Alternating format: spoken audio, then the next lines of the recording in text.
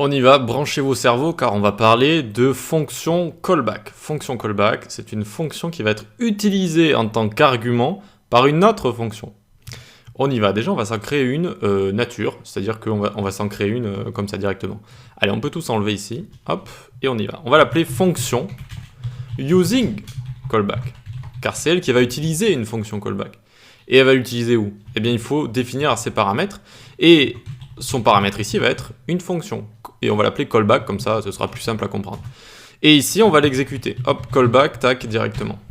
Ok, donc vous voyez le principe, c'est une fonction qui prend une autre fonction en paramètre, donc on va lui passer en argument, et qui l'exécute. Attention, on y va, on va appeler using callback, tac, tac, tac, hop. Et qu'est-ce qui va se passer? Unquote, type error, callback is not a function. Ok? Pourquoi? Parce qu'on n'a pas passé d'argument ici, d'accord? On attend une fonction ici, et donc elle appelle callback ici. Elle appelle callback, mais on ne lui a pas passé. Donc évidemment, ça nous fait une erreur ici. Et donc c'est parti. Ici, on peut passer des nombres, on peut passer des chaînes de caractères, des objets, des tableaux, mais aussi des fonctions. Hop, une fonction qui va faire log hello depuis la callback. Et attention, tadam, hello depuis la callback. Ok, le principe pas très compliqué, ça va être une fonction qui va appeler une autre, donc qui va la callback en fait, qui va l'appeler après, si vous voulez, qui va la rappeler. Et directement, voilà, on va lui passer, quand on va l'appeler, on va lui passer cette fonction-là. Donc on peut les créer de manière naturelle, j'ai envie de dire, c'est-à-dire qu'on peut les créer, les personnaliser, mais il en existe aussi des méthodes qui sont créées déjà de base en JavaScript et qui fonctionnent très bien avec les tableaux. C'est-à-dire que c'est des fonctions callback ici qui vont être rappelées sur chaque élément d'un tableau. Ok? Et donc on va voir ça tout de suite. Ça, on peut l'enlever. Hop, et on va voir notre première méthode. D'abord, on se fait un tableau. Const numtab est égal 1, 2, 3, 4. Alors, hop, 1, 2, 3, 4. Nickel. Et maintenant, on va utiliser la première méthode forEach, qui veut dire pour chaque. Et donc, on fait numtab.forEach. Pour chaque élément du tableau, je vais utiliser une fonction callback. Une fonction que je définis ici. Et donc, cette fonction ici, elle va prendre elle-même un paramètre. On va l'appeler L ici, on peut l'appeler L, element, etc., qui va être chaque élément du tableau qui va passer dans cette fonction, qui va être utilisé avec cette fonction. Et donc ici, j'ai plus qu'à le loguer, par exemple. Log L, comme ça. Et donc regardez, 1, 2, 3, 4. On a réussi à loguer tous les éléments du tableau ici. Alors on récapitule. forEach, c'est proposé par JavaScript. C'est une méthode proposée par JavaScript qui utilise une méthode callback, une fonction callback. Et donc, qu'est-ce qu'elle fait, forEach? Elle va appeler cette fonction pour chaque élément du tableau. Voilà, elle appelle cette fonction pour chaque élément du tableau. Okay, c'est ce qu'il y a, si vous voulez, dans le corps de cette fonction-là. Donc là, on ne le voit pas, mais on pourrait le recréer assez facilement. Ça va louper à travers le tableau, si vous voulez. Donc ça va, pour chaque élément, ça balance cette fonction-là, en fait. C'est tout ce que ça fait. Et donc, cette fonction-là, elle prend elle-même un paramètre ici. Elle prend qu'on l'a appelé element. Donc en général, on lui donne un nom qui a un rapport avec le tableau. Ici, on aurait pu l'appeler num, par exemple, ou L, ou element, comme ça. D'accord? Le tout, c'est de lui donner un nom assez compréhensible pour facilement s'y retrouver. Et ça s'appelle la valeur courante. La valeur courante, c'est-à-dire, ça va être la valeur courante, elle va être 1, 2, 3, 4. À chaque fois, elle va changer. À chaque fois que je vais appeler cette fonction, en fait, pour chaque élément du tableau, eh bien la valeur courante, element ici, va changer. Ça va être 1, 2, 3, 4. Ok? Voilà, donc ça, c'est forEach. Ça permet de faire une action avec chaque élément d'un tableau comme ça directement. Ok, donc c'est notre première méthode ici qui utilise des callbacks avec les tableaux. Ensuite, on va avoir, par exemple, map. La méthode map. Donc ici, par exemple, je vais faire map. Tac, ensuite je vais faire forEach ici. Donc map, elle va effectuer une action sur chaque élément d'un tableau et retourner un nouveau tableau avec, à chaque fois, l'action qui aura été effectuée sur les éléments. Alors on y va ici. On peut utiliser également numtab, donc on va juste mettre ça en commentaire histoire de ne pas s'embrouiller. Ici, donc on va faire numtab.map, hop, et on envoie la fonction. Et par exemple ici on va mettre x si on veut, c'est aussi possible, et à chaque fois on va faire return x fois 2. X fois 2 ici, ok. Alors là, cette fonction, on l'utilise et on retourne un nouveau tableau, mais force est de constater qu'on ne le voit pas, parce que oui, ça retourne un nouveau tableau avec à chaque fois x fois 2, donc c'est-à-dire 1 fois 2, 2 fois 2, 3 fois 2, 4 fois 2, mais on n'a pas de console log et on n'a même pas mis cette fonction dans un tableau. Donc pour mettre le résultat de cette fonction dans un tableau, on va faire const result map, par exemple, est égal numtab.map, etc., etc. Sachant que ça retourne un nouveau tableau avec ce qu'on a fait ici sur chaque élément. eh bien je peux le mettre dans une constante ici. Et donc je vais pouvoir la loguer cette constante après. Log result ou result map, tac, et donc 2, 4, 6 et 8. D'accord? Donc c'est ça la méthode map ici. La méthode map va utiliser aussi une fonction callback et ça va retourner un nouveau tableau avec une fonction, les résultats d'une fonction qui auront été appliqués à chaque élément du tableau ici. Ok? Donc ça c'est la méthode map et comme la méthode for-each, on peut utiliser une fonction ici, mais on peut aussi utiliser une fonction fléchée, les fonctions fléchées qui sont là depuis 2015 et qui sont là depuis le rajout ES6. Ces fonctions fléchées, elles ont une majeure différence qui se situe au mot-clé 10, qu'on n'a pas encore vu. On le verra quand on aura vu les objets, je vous parlerai de ce mot-clé.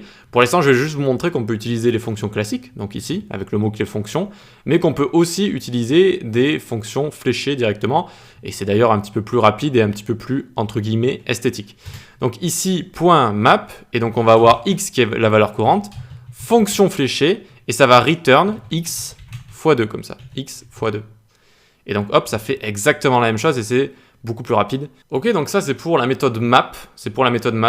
On va les réutiliser ces méthodes. Vraiment, c'est pas très grave si vous les retenez pas directement. Voilà, faut juste comprendre le principe de fonction fléchée, de fonction callback pour cette vidéo. Donc ça c'est une fonction callback sous forme de fonction fléchée, c'est-à-dire que c'est elle qui va être rappelée à chaque fois pour chaque élément du tableau. Ok, donc ça c'est map. On va le réutiliser, ne vous inquiétez pas. Ensuite, on va en dessous utiliser filter. Filter qui va nous permettre de filtrer un tableau, On va se faire const fruit, c'est vrai que j'aurais pu le garder, et on se refait fraise, pomme, pastèque, tiens, hop, pastèque ici. Ok, donc maintenant, filter qui nous permet de filtrer un tableau. On y va.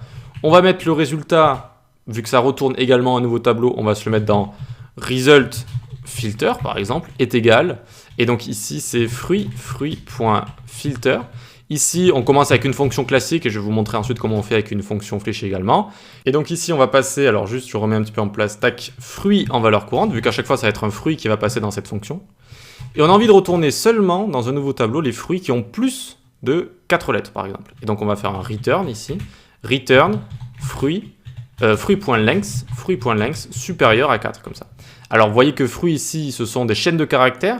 Eh bien, cette propriété length ici, c'est comme les tableaux. On avait fait, vous savez, les tableaux.length. Eh bien, les chaînes de caractères, c'est absolument pareil.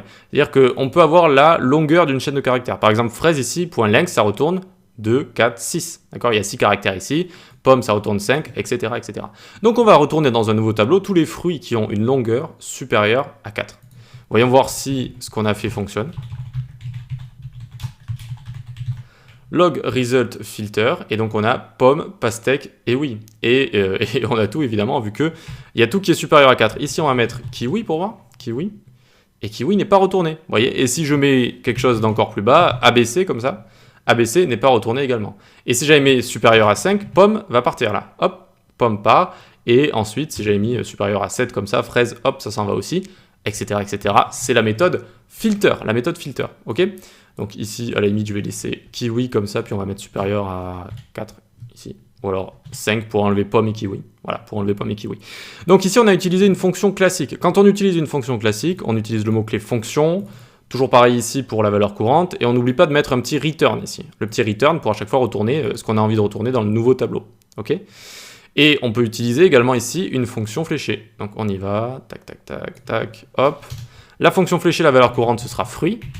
On fait la petite flèche ici, et on va return à chaque fois fruit.length supérieur à, j'avais mis 5 par exemple. Et donc vous voyez que c'est beaucoup plus élégant et rapide ici, c'est-à-dire que ça tient en une ligne comme ça directement. Quand, encore une fois, on n'est pas obligé de... Alors ça, je vais faire CTRL-X, regardez. Hop, hop. Ici, par exemple, je peux faire log hello world et return fruit.length. Tac, return fruit.length comme ça. Donc, quand une fonction fléchée a plus d'une ligne ici, ou alors utilise plus d'une chose que d'un return, c'est-à-dire que de base, on va avoir un return ici, vous voyez, mais là, il y a aussi un console log. Mais on aurait pu aussi déclarer, je ne sais pas, une variable, on aurait pu faire toutes sortes de choses. Eh bien, à ce moment-là, il faut utiliser les accolades. Je vous l'avais déjà dit, mais je vous le répète, il faut utiliser les accolades. Mais s'il n'y a qu'un return, si ça tient qu'en une ligne avec un return, eh bien, on peut carrément enlever le mot-clé return, et on peut aussi enlever les accolades ici. On peut aussi enlever les accolades. Et hop, ça tient en une ligne, et en fait, ça comprend ça implique en fait que voilà, on utilise return, ça tient d'une ligne, donc à chaque fois on a envie de return les fruits qui ont une longueur de plus de 5 ici. Voilà. Ok, donc à chaque fois, ces méthodes callback, on peut les écrire avec des fonctions classiques et des fonctions fléchées. On verra la différence entre les deux un petit peu plus tard quand on en saura un petit peu plus sur tout ce qui est objet, etc. Allez, on va pouvoir continuer. On en a une dernière, c'est notre dernière ici. C'est vrai que ça commence, ça tourne le temps un petit peu. Je vais essayer de faire ça le plus rapidement possible. On a reduce qui va permettre de réduire un tableau, c'est-à-dire en accumulant par exemple ces valeurs. Donc ici, on va se faire un nouveau tableau, const num tab 2 est égal, et lui va faire 1, 2, 3, 4 comme ça. 1, 2, 3, 4. Si on les additionne toutes, ça fait 1 plus 2, 3, plus 3, 6, plus 4, 10. Jusque-là, rien de compliqué. Donc on va faire const reduced, par exemple, est égal num tab de 2, point reduce. Ici, ça prend la fonction callback, la fameuse, et on lui met cette fois A et B. A et B. On lui met deux paramètres. Et à chaque fois, on va return A plus B. A plus B, comme ça. Ok. Une fois qu'on a ça, on va loguer. Loguer reduced. Hop, et voyons voir ce qui se passe. On a bien 10 ici. On a bien 10. Ok. Donc ici, notre fonction callback, quand on utilise la méthode reduce, peut prendre plusieurs paramètres ici. Le premier va être l'accumulateur et le second va être la valeur courante. Accumulateur, valeur courante. Accumulateur de base, il démarre à 0. Et donc ça fait 0 plus B, c'est la valeur courante 1. Donc ça fait 1. Ensuite, B devient 2, donc ça fait 1 plus 2, 3. Plus 3, 6, plus 4, 10. D'accord? Donc, accumulateur, valeur courante. Accumulateur, valeur courante. Ensuite, on a ici, tac, on peut mettre une petite virgule après. On peut mettre une petite virgule et mettre un autre argument qu'on met ici à reduce. D'accord? On peut lui mettre un autre argument. C'est une valeur de départ pour l'accumulateur. Si je mets 10, par exemple, ça démarre à 10. Donc, on commence à accumuler à 10. Donc, ça commence le A ici à 10. Donc, ça fait 10 plus 1, plus 2, plus 3, plus 4. D'accord? Donc ici, on peut mettre un second argument, donc il y a un second paramètre disponible à reduce ici. C'est-à-dire qu'on peut mettre la fonction qui est le premier argument qu'on lui passe, et le second va être 10 ici par exemple, mais j'aurais pu faire 100 aussi, enfin toutes sortes de choses quoi. C'est là où vous faites démarrer l'accumulateur à 100, et du coup, si on accumule 100 plus tout ça, ça fait 110 comme ça. Ça c'est reduce, qui est assez sympa également pour faire des accumulations avec un tableau. Ok, donc ça c'est les fonctions principales, les méthodes liées au tableau qui utilisent des callbacks, des fonctions callback. Et donc vous voyez qu'elles sont assez intéressantes. Il faut essayer de les séparer en deux groupes. Celles qui retournent un nouveau tableau comme filter et map, d'accord, qui vont retourner un nouveau tableau en fonction de ce qu'on exécute avec les fonctions callback. Et celles qui vont, par exemple ici, retourner une nouvelle valeur comme reduce, ou, je ne sais pas si je le prononce bien, reduce ou reduce, non, reduce je pense. Et for each par exemple qui permet de faire quelque chose avec chaque élément d'un tableau également, voilà, sans retourner de nouveaux tableaux. Donc c'est les méthodes qui utilisent des fonctions callback, pardon. On va beaucoup les utiliser, on les utilise beaucoup en JavaScript, donc ne vous inquiétez pas, à force ça rentre, mais sinon vous avez encore une fois la liste sous MDN si vous voulez un petit peu toutes les voir comme ça. Allez, on passe à la suite.